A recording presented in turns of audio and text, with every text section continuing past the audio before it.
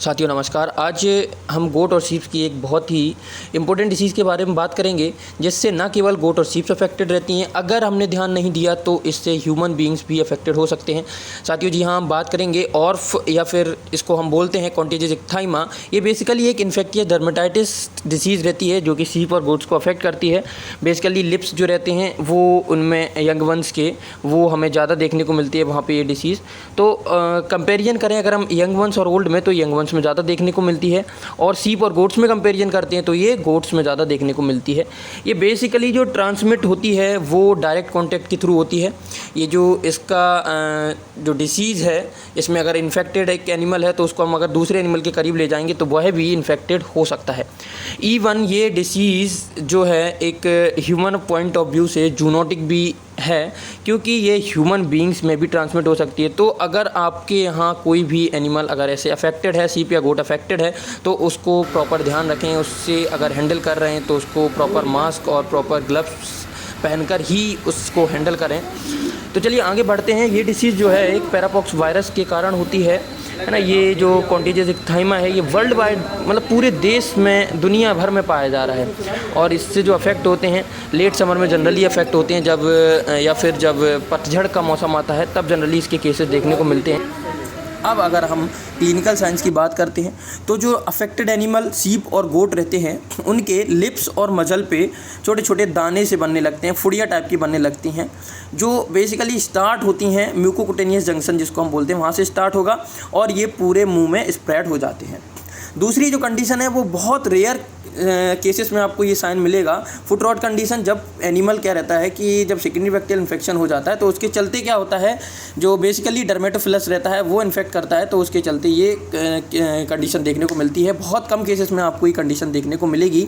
उसके अलावा तीसरी कंडीशन रहती है कि एनिमल के जब मुँह पे ये छाले और दाने बनने लगते हैं तो इसके चलते एनिमल खाना नहीं खा पाता है, जिसके चलते वो कंडीशन उसकी ख़राब होने लगती है, तो एनोरेक्टिक हो जाता है एनिमल। चौथा जो है वो वायरेमिया फेज से गुजरता है एनिमल, तो उसमें टेम्परेचर भी हाई मिलता है। नेक्स्ट कंडीशन जो रहती है वो भी डिपेंड करती है एनिमल की कि ओनर ने उसका ख्याल रखा कि नहीं। होता क्या है कि जब ये फोड़े छोटे छोटे रहते हैं, बाद में बड़े होते हैं, वो फूटते हैं, तो उसके बाद क्या होता है इनमें मक्खियाँ बैठ जाती है। तो मक्खी के बैठने के कारण क्या होता है, इनमें जो सेकेंडरी पैरासाइट जिनकी हम बात कर रहे हैं, मैगट्स की बात कर रहे हैं, वो पड़ने लगते हैं, तो वो कॉम्प्लिकेट करते हैं ऐसे केसेस को।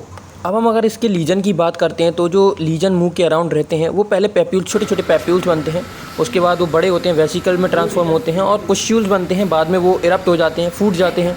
अब हम ये डिस्कस करेंगे कि इस डिसीज़ को हमें और कौन सी ऐसी डिसीज़ रहती हैं जिनमें सेम रीजन्स पाए जाते हैं, उनको हमें डिफरेंशियल डायग्नोसिस करनी पड़ती है।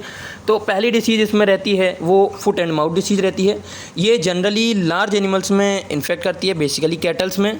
फुट एंड माउथ डिसीज़ में क्या रहता है, जब स्मॉल एनिमल में होता है तो मैंने ये ऑब्ज़र्व किया है कि उनमें जो लीजन्स रहते हैं मुंह के सराउंडिंग कम देखने को मिलते हैं, बहुत कम देखने को मिलते हैं। और अगर लीजन्स मिलते हैं तो हाइपर सलाइवेशन ज़्यादा देखने को मिलता है, क्योंकि ये जो बेसिकली जो अल्सर्स रहते हैं वो प्रोड्यूस होते हैं बॉडी के मुँह के अंदर, तो जिसके कारण हाइपर सलाइवेशन देखने को मिलेगा। और इसमें एक चीज़ और है कि मॉर्बिडिटी रेट जो रहती है एफएमडी में वो बहुत ज़्यादा रहती है इस डिसीज़ के कंपैरिजन में। नेक्स्ट डिसीज़ जो रहती है जिससे हमें डिफरेंशियल डायग्नोसिस करना पड़ता है उसको हम बोलते हैं अल्सरेटिव डर्मेटोसिस। इसमें भी क्या रहता है कि अल्सर्स प्रोड्यूस होते हैं, लेकिन जो अल्सर्स रहेंगे वो एक क्रेटिफॉर्म अल्सर्स रहते हैं, जैसे कि मतलब गड्ढा बन जाएगा, अल्सर्स जो रहेगा उसको गड्ढे के रूप में हमें अपीयर होगा। अब हम इसके बाद बात करेंगे इसके ट्रीटमेंट की। तो जनरली हमें इसमें सेकेंडरी बैक्टीरियल इन्फेक्शन या फिर जो सेकेंडरी पैरासाइट हैं उनको कंट्रोल करना पड़ता है, बाकी एनिमल अपने आप रिकवर करता है। सेकेंडरी बैक्टीरियल इन्फेक्शन को कंट्रोल करने के लिए जनरली हम ब्रॉड स्पेक्ट्रम एंटीबायोटिक का यूज़ करते हैं। इसके अलावा एनिमल को पेन ना हो इसके लिए हम उसको मेलॉक्सिकैम का इंजेक्शन यूज़ करते हैं, और एनिमल को एनर्जी मिले क्योंकि वह खाना नहीं खा पा रहा है तो इसमें हम जो फ्लूइड थेरेपी है उसका यूज़ करेंगे। इसके अलावा जो मुख्य इम्पोर्टेंट पॉइंट है कि हमें इसमें मक्खियों को नहीं बैठने देना है, तो हमें फ्लाई रिपेलेंट्स का एप्रोप्रिएट यूज़ करना है।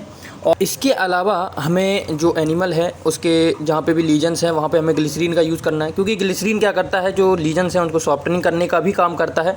इसके अलावा वायरस के स्प्रेड को रोकने के लिए हम बीटाडीन ऑइंटमेंट या फिर बीटाडीन जो लिक्विड रहता है, लिक्विड बीटाडीन, उसका यूज़ करेंगे तो वायरस का स्प्रेड भी रुक सकता है। आप चाहें तो नीम का जो पत्ते रहते हैं उनको पानी के साथ उबाल के उस पानी का लीजन्स को साफ़ करने के लिए भी यूज़ कर सकते हैं। तो आज के लिए बस इतना ही। हमारे साथ बने रहने के लिए आपका बहुत बहुत धन्यवाद दोस्तों। और आपको हमारा वीडियो पसंद आया हो तो इसको लाइक, शेयर और सब्सक्राइब कीजिएगा।